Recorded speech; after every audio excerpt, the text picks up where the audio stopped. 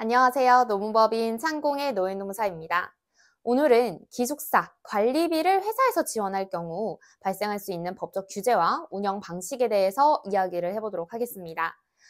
임직원이 기숙사 운영과 관련해서 복지 지원을 고민 중이시라면 이번 영상이 많은 도움이 되실 거라 생각합니다. 최근 자문사에서 다음과 같은 질문을 주셨는데요. 현재 직원들이 기숙사 관리비를 개별적으로 납부를 하고 있는데 이거를 회사가 지원하게 되면 단순한 복지로 인정이 될 수 있나요? 아니면 추가적인 법적 절차나 조치가 필요한가요? 이런 질문은 실제 많은 기업이 기숙사 운영 관련해서 고민을 하고 있는 사항인데요.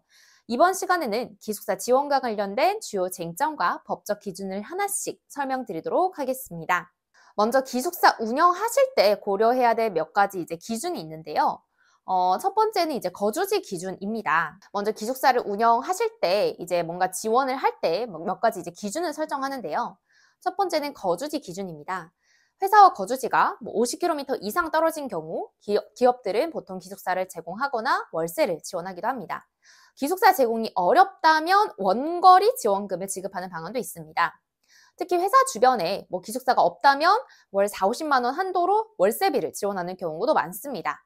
그리고 거주지와 발령지가 100km 이상 차이가 나는 경우에는 월세비 외에 자택 방문비를 추가로 지원을 하기도 합니다. 이는 2주에 한 번 왕복 기준으로 지급하는 경우가 많은 것 같습니다. 또 두 번째로 고려할 수 있는 것은 근속기간인데요. 일정 근속기간 이상이 되면은 관리비 또는 월 고정금액을 추가로 지원하는 경우가 있습니다. 예를 들어서 근속이 2년 이상일 경우에는 월 10만 원에서 15만 원 정도의 지원금을 추가로 지급하는 방식이 있을 수 있겠죠.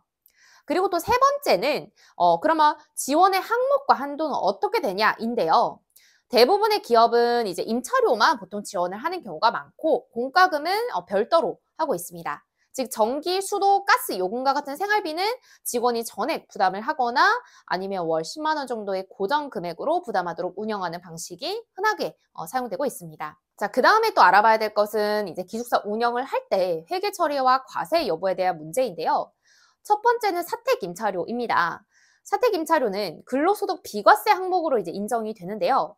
따라서 소득세 과세 대상이 아니고 회계 처리를 할 때 사택 제공 이익이나 주택자금 대여 이익 항목으로 경비 처리됩니다. 두 번째는 관리비, 즉 공과금인데요. 관리비는 근로자의 사적 비용으로 간주가 됩니다. 따라서 회사가 전기, 수도, 가스 이런 공과금을 지원을 할 때는 해당 금액은 근로소득으로 보고 급여에 반영해서 소득세를 원천 징수해야 합니다. 공과금은 업무와 직접 관련된 부분이 아니기 때문에 근로자의 생활과 관련된 비용으로 분류돼서 과세 대상이 된다라고 이해해 주시면 될 것 같습니다. 이와 관련된 행정 해석을 살펴보면 행정 해석에 따르면 사택 임차료 및 사택 관리비는 근로소득 비과세 항목으로 인정이 되지만 냉난방비, 전기, 수도, 가스, 전화요금 등 이 사적 비용으로 간주되는 금액은 회사에서 지원할 때 근로소득에 해당한다라고 보고 있습니다. 즉 회사가 지원할 때는 해당 금액을 급여에 포함해서 원천 징수해야 한다는 것이죠. 자, 그러면 이 기숙사 관련한 것을 근로계약서에 작성할 때 어떤 유의사항이 있을까요? 첫 번째는 지원 항목을 명시하는 것인데요.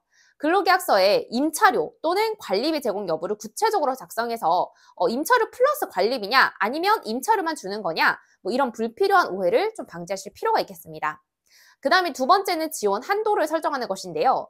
지원 금액의 상한선을 명시해서 과도한 요구나 운영상의 혼란을 방지할 필요가 있겠습니다. 그 다음에 세 번째는 비과세 항목에 대한 확인인데요.